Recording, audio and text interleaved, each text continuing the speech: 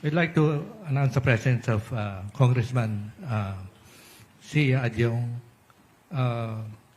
one of the spokespersons ng House Prosecution Team sa imminent trial ni Vice President Sara Duterte.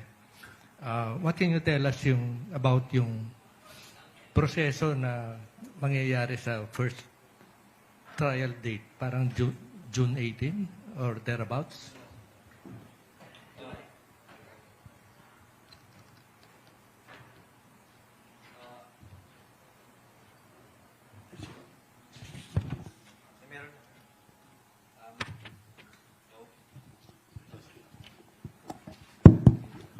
Hello, bismillahirrahmanirrahim. Assalamualaikum warahmatullahi ta'ala wa barakatuh. Magandang umaga po sa ating lahat.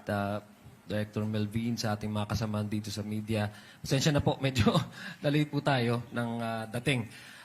Well, unang-una, we have already, the House Prosecution Team have already introduced themselves, the 11 panel House Prosecution Team. Nagkaroon din po ng mga press conferences. And sa ngayon, they have already assigned the articles of impeachment to those 11 panel House Prosecution Team para may focus yung magiging presentation nito sa Senado acting as an impeachment court. Right now, the Senate, we already know that the Senate convened as an impeachment court and they have already issued writ of summons to both camps, the defense and the prosecution. We're just waiting for the release of the comments of the defense. In this case, there's a team of the respondent, Vice President Sara Duterte, her comments on the articles of impeachment. Then thereafter, the House Prosecution Team will be also be releasing their response. So from there, we hope that the Senate can schedule already the pre-trial.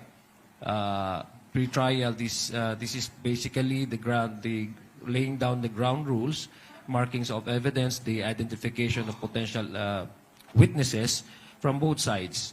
And that would actually give us an idea how the flow of the impeachment trial would go. So sa ngayon po, yun po yung ating binabasihan na timeline na ayun po naman sa Senado ay nag-identify na nga po sila, na-determine na nga po nila actually yung deadline nung resubmission nung comments ng defense, which is I guess June 1, and then thereafter the response of the House Prosecution Team. So we are also encouraging everyone to be actively monitor the impeachment trial. Ito po ay sagradong duty, hindi lang ho ng House of Representatives, through the House Prosecution Team, being the prosecution team, but as, not only also the Senate, sitting as impeachment court, but ito po ay pinag-usapan po natin dito, yung konstitusyon, yung accountability mechanism ng Constitution, which all of us actually are stakeholders. So I think proper lang din po na ihikayatin natin ang publiko na makilahok at makinig at magbantay at mag-evaluate din po at tingnan po kung ano yung magiging takbo ng House impeachment trial. Marami pong salamat. Yung first day ng trial proper, may direct role bang spokesperson? Wala. May direct role kayo dun sa Tinitingnan po natin kasi sa ngayon, the reason why we are designated as spokes, alam pa naman po natin yung ating mga House Prosecution Team, pag nagumpisa na po ang trial, medyo limited na po yung access ng media sa kanila.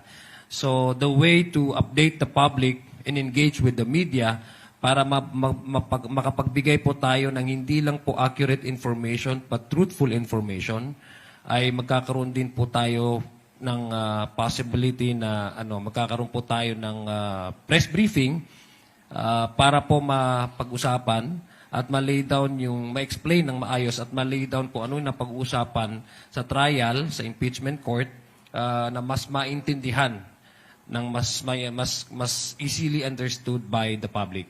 So yun po yung pinaka-purpose natin. Pangalawa, para po ma-counter po natin at ma-combat po natin yung possible na lalabas na mga hindi tamang impormasyon. I think that's one of the reasons why nagtalaga po ng House spokes dahil para ma-counter po yung mga naratibong hindi tama. Kasi ang purpose po talaga kung bakit meron tayong ganitong impeachment dahil unang-una gusto rin po ng taong bayan ng closure, di ba?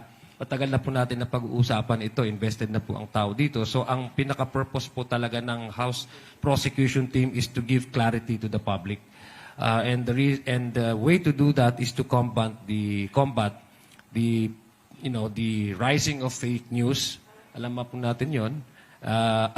Yun po yung magandang paraan na nakikita namin na mag-engage with the media through press briefing regularly once the trial begins. Daily ba ang daily press briefing? Titingnan po natin yan kung ano yung magiging suitable na schedule. Kasi ipapattern din po natin dyan sa days where the Senate would determine yung actual trial. Titingnan po natin yan kung ano yung development ng korte, kung paano po nila ipapakinggan yung mga ebidensya at paano po nila papag-uusapan itong mga articles na ito. So definitely every time na magkaroon po ng trial, thereafter ang naiisip po namin is to hold the press briefing. Hindi pwedeng dumiretso ang media doon sa mga House prosecutors or the senators themselves? Well, unang-una po kasi alam naman po ni Director Melvin na meron pong prinsipyo na sub judice. No? You cannot discuss the merits, especially if you're a prosecutor.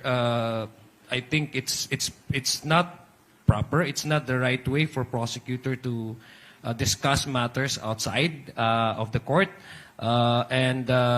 Pangalawa, syempre bawat both sides may strategy po yan eh. So hindi natin kontrolado kung anong magiging tanong ng media. So in order to avoid a possible giving out of information, mas maigi na meron tayong naatasan, mayroong spokesperson to speak on behalf of the House Prosecution Panel. At para po hindi masyadong burdensome sa ating mga prosecutors to engage with the media while studying with the articles that they will be presenting, the evidences that they will be presenting to the court. Congressman, nabanggit nyo na isa sa magiging katungkulan nyo ay yung paglaban sa fake news. Reserve ko sana kay Professor ang tanong, pero tanong ko na rin sa inyo. Alam naman natin, it's a battle of optics. Battle of the hearts and mind. Tanong ko po sa inyo, ano gagawin ninyo kapag nagsulputan na yung mga nagko-comment sa mga social media account? Of course, alam nyo naman ito. Pag tinrace mo kung saan nagbumula yung mga accounts na ito, Madagascar, Shanghai, Korea, Indonesia. Paano nyo lalabanan yung ganitong ano? Well, unang-una, mag-engage talaga tayo sa any platform that we can actually use in order to reach a much wider audience para makombat yung fake news. Pero sinasabi ko po, when we talk about the impeachment trial, all of us are stakeholders eh. Hindi lang po ang House Prosecution Team. So, napapanahon na po na lahat po tayo, and now I'm actually requesting the participation of all the society. Kasi this is a whole nation approach dapat if you're really standing on the principle of accountability. It does not make one, since na you're not part of a public service, it doesn't make you, kumbaga parang non-participative in a discussion where we're talking about the accountability mechanism of the Constitution and promoting and upholding the Constitution. So if we are actually in favor of, making sure that our Constitution is alive and well, all of us should also help in preserving the sanctity of the impeachment court. Meaning, we need to combat the fake news. No. So, una, from our end, we will definitely hold press briefing, regular press briefing, para po ma-counter yung mga narrative na mali. Pangalawa, we would also engage with other platforms that would give our audience a much easier access for information that is sourced directly from the trial itself and from the House prosecution team. And again, the participation of the public, that's why we're also encouraging the public to be more active, no, in fact-checking and knowing which information is accurate and which information are maliciously released for propaganda purposes to serve a certain interest of a certain group. Okay. I don't want to sound trivial, ano. Nakapag-cover na kami ng ilang impeachment trial. Ang unang na-discover doon, ng mga humakarap, iba pala pag natutukan ka ng camera for more than 30 minutes. So kung titingnan natin yung unang impeachment natin, walang makeup yung mga lalaki na prosecutor at saka mga senador. Ikatlong araw ng impeachment, puro naka-makeup na. Ang tanong ko po sa inyo, meron bang wardrobe specialist o mga makeover na ginawa yung ating mga prosecutor? Wala naman po. Hindi mo na po napag-uusapan yan. I think dapat personal ng wala naman po. Basta sa amin po, what's important is we relay to the public accurate and truthful information. Kasi kung titingnan po natin yung mga old footages, maski yung mga reporter ng TV nung araw, 1990s ito, hanggang early 2000, humaharap sa camera nang hindi nagme-makeup eh. Eh ngayon, pag nakikita natin, hindi na, sabi nga, mukhang upgraded na, mukhang yayamanin na ang mga nakikita sa TV.